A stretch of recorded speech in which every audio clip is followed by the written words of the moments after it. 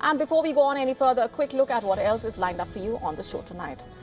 As European leaders rally behind Greenland, the big question remains over what the latest developments mean for the NATO. We tell you how and why NATO's future is being questioned after America's Venezuela operation.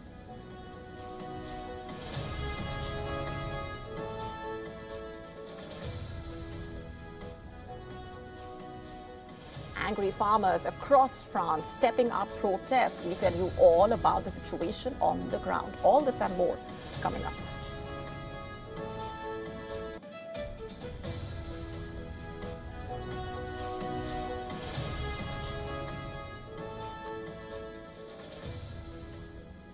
On to protests in Iran, which have entered their 10th day now, spreading across most of the country as economic anger turns into open political defiance. With inflation above 50%, a falling currency, a growing death toll, Tehran is balancing between reform and repression.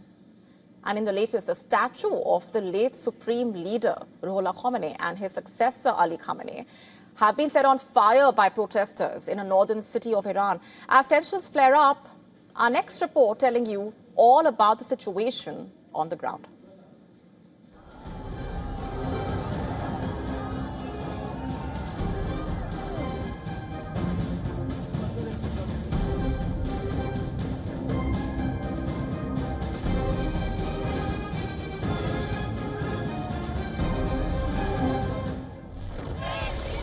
Iran's leadership is racing to contain a crisis that is rapidly escalating.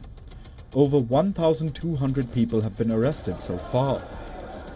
Iranian authorities say hundreds of police officers have also been injured. What began as economic anger is now a broader challenge to the state. Inflation has soared past 52%. The rial has collapsed and shortages are deepening.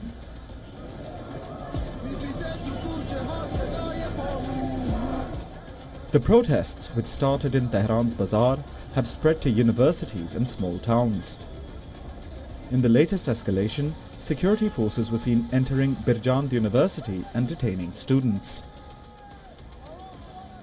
Protests have spread to 27 of Iran's 31 provinces, reaching over 100 cities and towns. The unrest had concentrated in parts of the west, with large populations of the Kurdish and lower minorities. Under intense pressure, President Masoud Pezeshkian has announced a major economic reset, ending preferential foreign exchange rates blamed for corruption. The government concedes that prices may rise briefly, but says direct subsidies will now go to consumers, not importers. Tehran also plans to distribute cash handouts to nearly the entire population. Under the plan, the government would issue monthly coupons worth 1 million tomans, about $7 at the open market rate to every Iranian.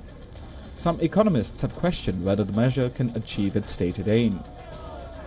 In my view, the government saw that they couldn't rein in the inflation, so they said, let's give people 1 million tomans so that we can somehow absorb the pressure to hold it back. I mean, it's like a temporary painkiller.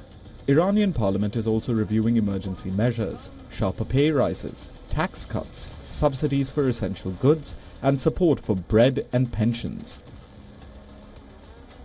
But even as economic concessions are offered, the state is signaling zero tolerance. Iran's judiciary warns that Tehran will offer no leniency to rioters, even though the public has a right to demonstrate. Tehran accuses the United States and Israel of fueling unrest and warns that security forces will not back down. Inside Iran, reformist allies of the government are also breaking ranks. The United Nations has urged restraint. UN Secretary General Antonio Guterres has called on Iran to protect the right to peaceful protest and prevent further loss of life. Israeli Prime Minister has described this as a potential turning point, though similar moments have failed to topple the system in the past. Bureau Report, WION. World is One.